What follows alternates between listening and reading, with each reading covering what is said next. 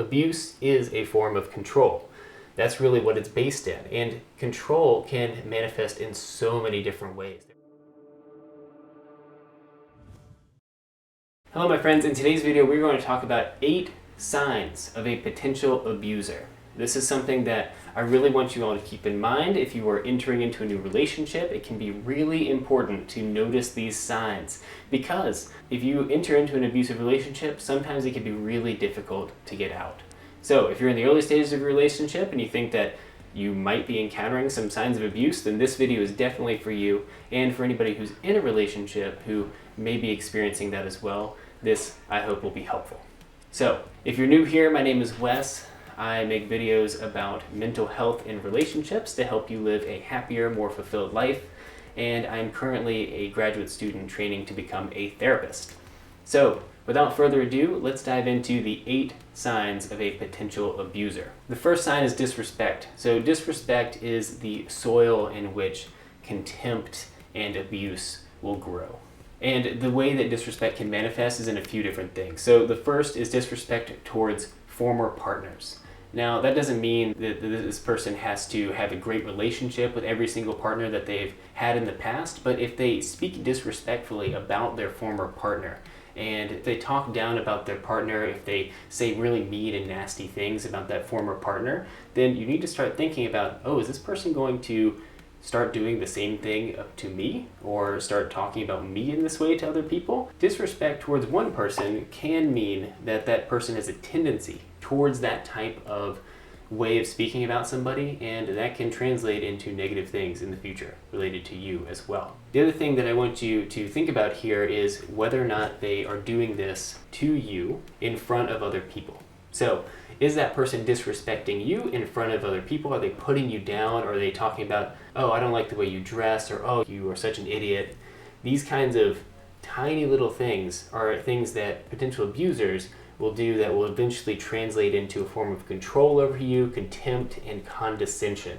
For a era of condescension is something that you really want to look out for, especially if they're doing this in front of other people, but also if they're doing it just to you alone as well. That's not a sign of a healthy relationship. Number 2 is around control. Abuse is a form of control. That's really what it's based in. And control can manifest in so many different ways. There are lots of different types of abuse: psychological abuse, financial abuse, physical abuse, obviously, sexual abuse. All of these different types of abuse, though, come back to the element of control. They're trying to control you in some way, shape, or form. And what that can look like in practicality is them keeping you from seeing other people in your life. That's really one way that somebody begins to control you, often in a relationship. That can be something along the lines of, oh, I don't like when you see your friends because you are leaving me alone. Or I don't like how much time you spend with your family. I wish you'd spend time with me. All of these things are little bits of control that will, again, to deepen and build over time and become more and more abusive and controlling, so that eventually you become isolated and you become totally subject to that other person's controlling behaviors. A lot of the time, an abuser will limit who you can be around, will want you to only be around them, and they will gaslight you if you bring up some of these issues. Gaslighting is a form of control, and it can be something where you express a concern to them, or you say that they shouldn't be acting in a certain way, and they will gaslight you and say, oh, I'm not acting that way. Oh, you're crazy. Oh, I can't believe that you would bring that up.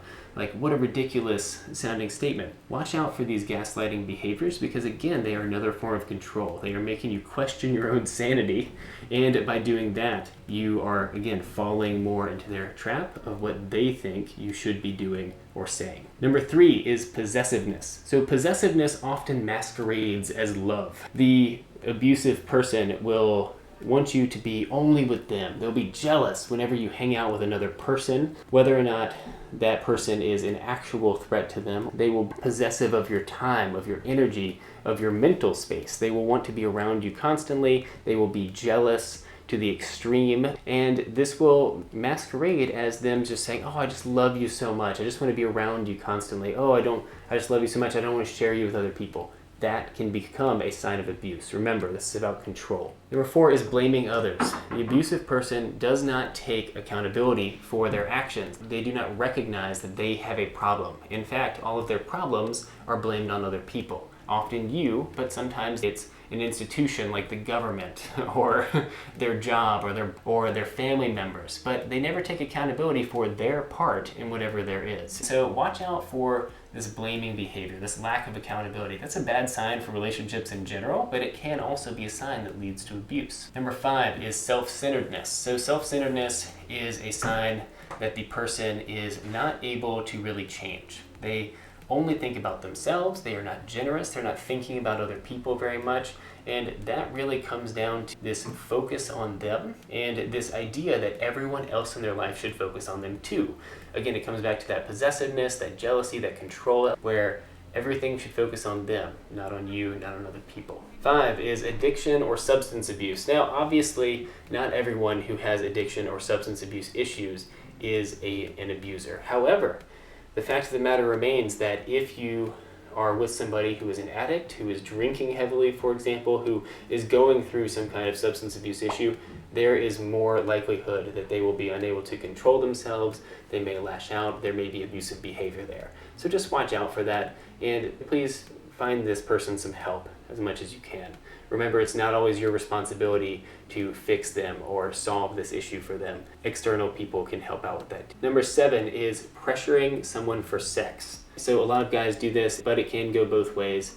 Remember that you have autonomy in your relationship, and it is always your right to choose and to consent to sex, even if you are in a long-term relationship. Pressuring someone for sex is, again, another form of this psychological control, where this person believes that they have ownership or autonomy over you and your body, and you need to give in to their demands. Remember that when this comes up, put your foot down. It doesn't always mean that this person is an abuser, but these are some red flags to watch out for. And 8 is intimidation. So if this person gets angry, they threaten you.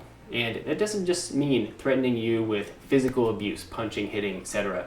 It can also mean threatening to take your credit cards away, threatening to punish you in some way that's psychological, put you down in front of others, threatening you and your autonomy in some way.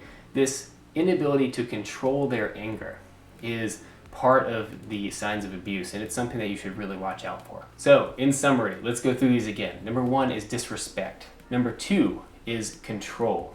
Control is really at the core of all of these. Number 3 is possessiveness. Number 4 is blaming others. Number 5 is self-centeredness. Number 6 is addiction or substance abuse issues. 7 is pressuring you for sex. 8 is intimidation, using anger, forcing you into doing something for them.